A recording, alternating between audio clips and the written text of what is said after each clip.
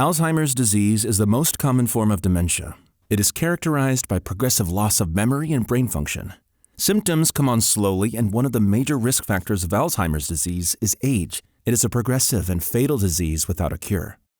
There are hallmark historical manifestations of Alzheimer's disease, including plaques and tangles. Plaques are accumulations of a protein called beta amyloid, and tangles are strands of tau protein. The diagnosis of Alzheimer's disease is clinical and does not include a brain biopsy to see these changes. These changes are typically seen upon post-mortem investigation. The interactions between brain cells are impaired, and the cells of the brain slowly die off, resulting in brain shrinkage or atrophy. Family history is a risk factor for the development of Alzheimer's disease, as is age. Alzheimer's disease was first described by a German physician, Dr. Alois Alzheimer, in 1906. He is pictured on the right. He investigated by autopsy the brain of a patient that had suffered from progressive memory loss.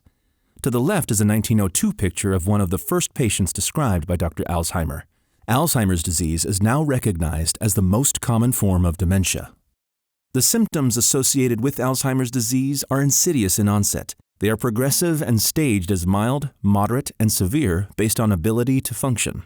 The dementia can become more severe and include disorientation, loss of memory of personal history, and inability to plan and problem solve at a level needed to care for oneself. Patients average a lifespan of 8 to 10 years after diagnosis. Age is clearly a risk factor for developing Alzheimer's disease. This disease usually has a late onset in life, and a larger percent of the population gets this condition as the population ages. The development of Alzheimer's disease is associated with the inheritance of the APOE type 4 gene. However, this gene confers risk, not cause. To begin to understand Alzheimer's disease, scientists have looked closely at changes in the brains of Alzheimer's sufferers. This figure can help orient you to the major structures of the brain. The cerebral cortex is the thinking part of the brain that is full of wrinkles. Voluntary movement, speech, executive function, and sensory perceptions are housed in different areas within the cerebral cortex. The hippocampus is an important part of the brain for making new memories or learning. From a gross anatomy standpoint, many changes are seen in the brains of Alzheimer's patients compared to normal brains. This is a coronal slice of the brain. Imagine taking an ear-to-ear cut and looking at the structures. Most strikingly, the cortex atrophies or shrinks and the brain has less tissue. This is particularly prominent of the hippocampus, where new memories are made. The ventricles of the brain get large as the brain matter gets smaller.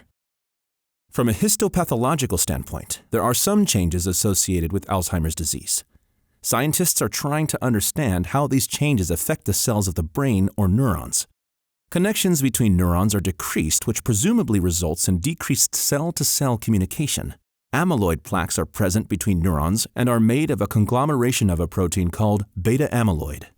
There are hypotheses that these plaques impair the neurons' capability to communicate with one another or might elicit inflammation in the brain.